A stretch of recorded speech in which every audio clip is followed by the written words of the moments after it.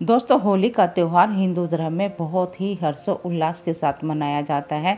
पौराणिक मान्यताओं के अनुसार इस दिन बुराई के ऊपर अच्छाई की जीत हुई थी। तो दोस्तों, ज्योतिष शास्त्र में भी इस दिन होली के दिन करने वाले बहुत सारे उपाय बताए गए हैं। यदि किसी के जीवन में परेशानियों ने डेरा डाला हुआ है या किसी के घर में बच्चे विवाह शादी के लायक बैठे हैं, बच्चों के रिश्ते नहीं हो रहे, सब कुछ अच्छा होने के बाद भी बच्चों की शकल सूरत, बैकग्राउंड, जॉब, सरकारी नौकरी, सब कुछ होने के बाद भी बच्चों के विवाह में देरी हो रही है, बच्चों के रिश्ते नहीं आ रहे और यदि कोई रिश्ता आ भी जाता है तो बात नहीं बनती, बात बनते बनते अटक जाती है।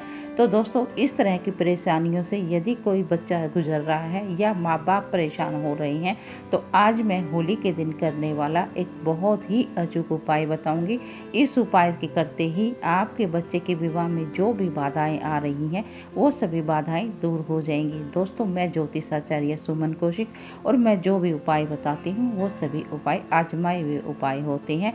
इन उपायों को करके आप भी लाभ प्राप्त कर सकते हैं। दोस्तों, वैसे तो बच्चों के विवाह में देरी होने के बहुत सारे कारण हो सकते हैं और वो जब भी पता चलता है जब हम उन बच्चों की कुंडली देखते हैं। उनके बच्चों की कुंडली देखने के बाद ही पता चलता है कि उनके विवाह में देरी किस वजह से हो रही है, कौन सा कारण बना हुआ है, किस कारण से उनके विवाह में अड़चने आ रही हैं। दोस्तों, कभी कभी हम देखते हैं जब हाथ में मोबाइल आता है तो ऐसे ही कोई ना कोई रील या वीडियो हमारे सामने आ जाती है। उसमें एक ही चीज़ बताई जाती है कि गुरु ग्रह मजबूत होना चाहिए, शुक्र ग्रह मजबूत होना चाहिए।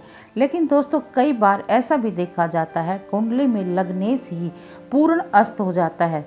तो पूर्ण अस्त किस वजह से होता है और कैसे होता है, ये सब भी आपको नहीं पता होगा। तो आज मैं आपको बताऊंगी इसी वीडियो के माध्यम से। यदि लग्नेश पूर्ण अस्त हो जाए तो भी विवाह में बहुत सारी बाध्यताएं आती हैं, बहुत सारी परेशानियां होती हैं और कई बार तो उन बच्चों के कुंडली में विवाह को योग जो होते हैं वो बिल्कुल डिनाइल होते हैं, विवाह के योग बनते ही नहीं हैं। तो दोस्तों, अगर ऐसे योग किसी बच्चे की कुंडली में बने हुए हैं, ऐसी स्थिति किसी बच्चे की कुंडली में बनी हुई है, तो आप किस ग्रह का उपाय करेंगे ये तो आपको नहीं पता।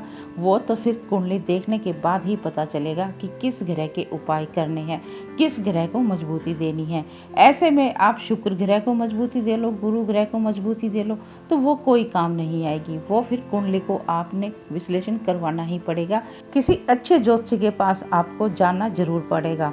आप कितने भी सप्तम भाव के उपाय कर लें, आप कितना भी गुरु को मजबूत कर लें, आप कितना भी शुक्र को मजबूत कर लें, लेकिन दोस्तों, जब तक जो लग्नेश है वही मजबूत नहीं होगा, स्ट्रोंग नहीं होगा, तो क्या तो सप्तम करेगा, क्या गुरु करेगा, क्या शुक्र करेगा।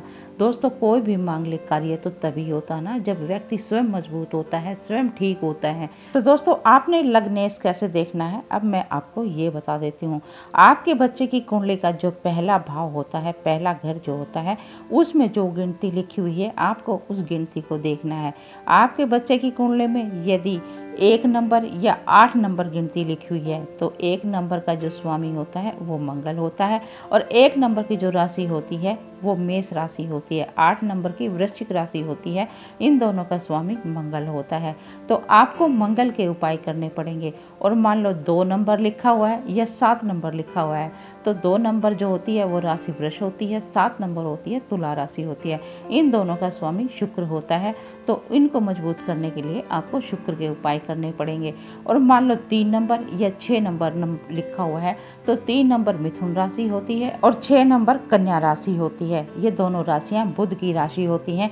तो आपने बुध को मजबूत करना है। और मान लो आपकी कुंडली में पहले भाव में 4 नंबर की गिनती लिखी है, तो 4 नंबर जो होता है वो कर्क राशि होती है, उसका स्वामी चंद्रमा होता है। तो आपने चंद्रमा के उपाय करने पड़ेंगे। और मान लो 5 नंबर की लिखी हुई है, तो 5 नंबर का सिंह राशि होती है, उसका स्वामी सूर्य देव होता है। तो आपको सूर्य को मजबूती देनी पड़ेगी। और यदि आपके बच्चे की कुंडली में पहले भाव में 9 नंबर की गिनती लिखी हुई है या 12 नंबर की गिनती लिखी हुई है, तो उसका स्वामी बृहस्पति देव होता है, गुरु भगवान होता है। तो 9 नंबर की जो राशि होती है वो धनु राशि होती है और 12 नंबर की जो राशि होती है वो मीन राशि होती है। तो आपको गुरु गुरु भगवान के उपाय करने पड़ेंगे, बृहस्पति का व्रत करना पड़ेगा, गुरु को मजबूती देनी पड़ेगी। और मान लो आपके बच्चे की कुंडली में पहले भाव में 10 नंबर या 11 नंबर की गिनती लिखी हुई होती है तो इसका स्वामी शनि देव होते हैं। तो मकर राशि होती है 10 नंबर की गिनती और 11 नंबर की कुंभ राशि होती है। तो आपको इन दोनों राशियों के लिए शनि देव को मजबूत करना पड़ेगा, शनि के उपाय करने पड़ेंगे। तो दोस्तों आपने पहले भाव को मजबूती देनी है, सबसे पहला काम तो यही करना है। और उसके बाद हमने सप्तम भाव को देखना है कि सप्तम भाव में कौन सी राशि लिखी हुई है, सप्तम भाव का राशि का स्वामी कौन सा है, उसके बाद हमने उसके उपाय करने हैं। लेकिन दोस्तों इसके साथ ही ये भी सच है, यदि सप्तम भाव पे शनि की दृष्टि आ जाए या गुरु की दृष्टि आ जाए और यदि ये दोनों वक्रीय हो जाएं तो और भी ज्यादा विवाह में परेशानियों का सामना करना पड़ेगा। और यदि दोस्तों आपके बच्चे के सप्तम भाव पे या लगन पे वक्रीय शनि की दृष्टि पड़ी हुई है तो आपने इन उपायों को करना है जो मैं अभी आपको बताऊंगी। और ये उपाय आपने होलिका दहन के दिन करना है। और होलिका दहन के दिन यदि आप इस उपाय को नहीं कर पाते तो किसी भी शनिवार को इस उपाय को आप कर सकते हैं। आपने करना ये है, 1.25 मीटर का काला रंग का कपड़ा ले लेना है और उसके बाद आपने एक जटा वाला नारियल लेना है। ध्यान ये रखना है कि नारियल सूखा नारियल लेना है, पानी वाला नहीं लेना है। और उसके बाद आपने थोड़े से 1 मुट्ठी साबुत उड़द लेने हैं, उड़द की दाल नहीं लेनी है। और उसके बाद आपने थोड़े से काले तिल लेने हैं, 50 ग्राम काले तिल ले लेंगे तो भी बहुत है। आपने ये चीज़ें लेनी है, 4 चीज़ें हो गई। और दोस्तों अब की बार जो होली का पर्व है ये 13 मार्च को मनाया जाएगा, तो 13 मार्च को ही आपने इस उपाय को करना है। तो उपाय आपने इस प्रकार करना है, होली के दिन आपने शाम के समय जब अंधेरा होने लगे उस समय आपने इस उपाय को करना है। साफ स्वच्छ वस्त्र धारण कर लेने हैं, नहा धोकर आपने साफ स्वच्छ वस्त्र धारण करने के बाद अपने घर के मंदिर के आगे आसन लगाकर बैठ जाना है। फिर आपने काले रंग का जो कपड़ा है उसको रख देना है, उसके ऊपर जटा वाला नारियल रखना है, नारियल के ऊपर हल्दी से स्वस्तिक बना देना है। और उसके बाद आपने उड़द की दाल रख देनी है, काले तिल भी उसके ऊपर रख देना है।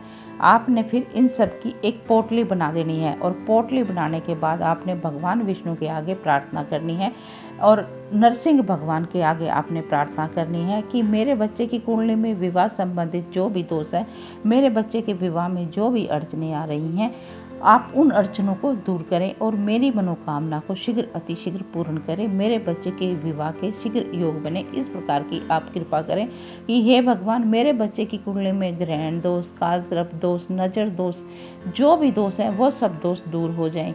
आप मेरी विनती को स्वीकार करें। इस तरह से आपने मनोकामना बोलते हुए अपने बच्चे का नाम और गोत्र बोल देना है। उसके बाद उस पोटली को अपने बच्चे के ऊपर से 7 बार एंटी क्लॉकवाइज उतार देना है। और उतार कर जब आपने इस मान लो 7 बार आपने घुमा दिया, उतार कर उसको कहीं ऐसी जगह रख देना है जहाँ पे किसी की नज़र ना पड़े। और जब 11 बजे के करीब होली का दहन होगी वहाँ पर आपने चुपचाप इस पोटली को ले जाना है और होली के चारों तरफ 7 परिक्रमा लगानी है। 7 परिक्रमा लगाते हुए अपने बच्चे का नाम और गोत्र बोलते हुए अपने बच्चे के विवाह के लिए आपने कामना करनी है। और 7वें परिक्रमा पे आपने उस पोटली को होलिका दहन में छोड़ देना है और चुपचाप अब हाथ जोड़कर अपने घर आ जाना है। बीच में किसी से बोलना नहीं है, बस आपने इतना ही इस उपाय को करना है। तो दोस्तों इस उपाय की करते ही आपके बच्चे की कुंडली में जो भी शनि से संबंधित दोष है, नजर दोष है, जो भी दोष है वो दोष तुरंत प्रभाव से दूर हो जाएंगे और आपके बच्चे का रिश्ता आप देखना बहुत ही शीघ्र 15 दिन के अंदर अंदर पक्का हो जाएगा। ये मेरा आपसे वादा है। और दोस्तों यदि इस उपाय के करने के बाद भी किसी प्रकार की कोई अड़चन बनी हुई है तो कमेंट बॉक्स में अपने बच्चे का नाम, date of birth, birth time और बर्थ प्लेस लिख दें।